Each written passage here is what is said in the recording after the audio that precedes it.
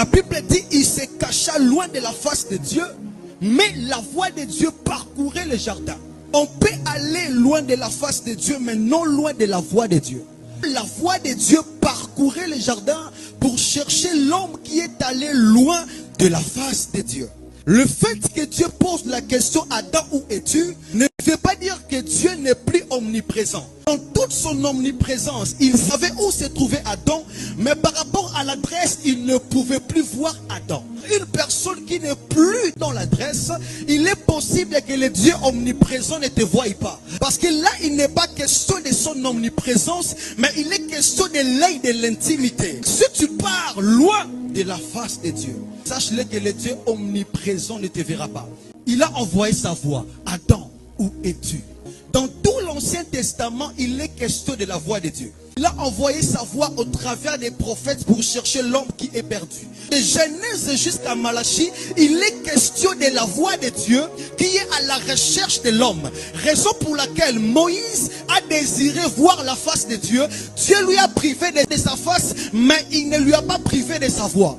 Il pouvait écouter la voix de Dieu autant de fois, mais il ne pouvait pas voir la face de Dieu parce que ce n'était pas une dispensation de la face, c'était une dispensation de la voix qui était à la recherche de l'homme qui est parti loin de la face de Dieu. Le dernier envoyé de l'Ancien Testament, appelé Jean-Baptiste, lorsque cet homme est venu, les pharisiens ont dit, allez demander à cet homme, il est qui? Il est le Christ? Il est le prophète? Qu'est-ce que Jean a dit? Je suis la voix qui crie dans les déserts. Raison pour laquelle lorsque l'ange Gabriel vient annoncer à Zacharie la naissance de Jean-Baptiste, parce que Zacharie n'a pas compris que la personne qui doit naître c'est la voix, on lui a arraché la voix. Et on va lui remettre la voix le jour où la voix sera née. Le rôle de la voix était de présenter le Fils de Dieu. Et qui est le Fils de Dieu? C'est la révélation de la face parfaite de Dieu. Et le jour du baptême, c'est la voix qui parle au ciel.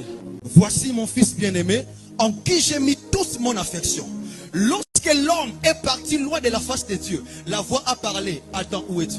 Lorsque la face de Dieu est venue sur la terre, c'est la voix qui présente mon fils bien-aimé, en qui j'ai mis toute mon affection. Dans tout l'Ancien Testament, Dieu était à la recherche de l'homme.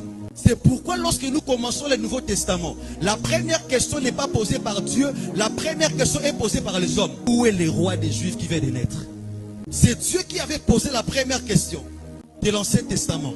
Mais ici, au Nouveau Testament, ce sont les hommes qui posent la question. Ça veut dire, là, c'est Dieu qui était à la recherche de l'homme. Et lorsque Dieu vient sur la terre, ce sont les hommes qui sont à la recherche de la face de Dieu.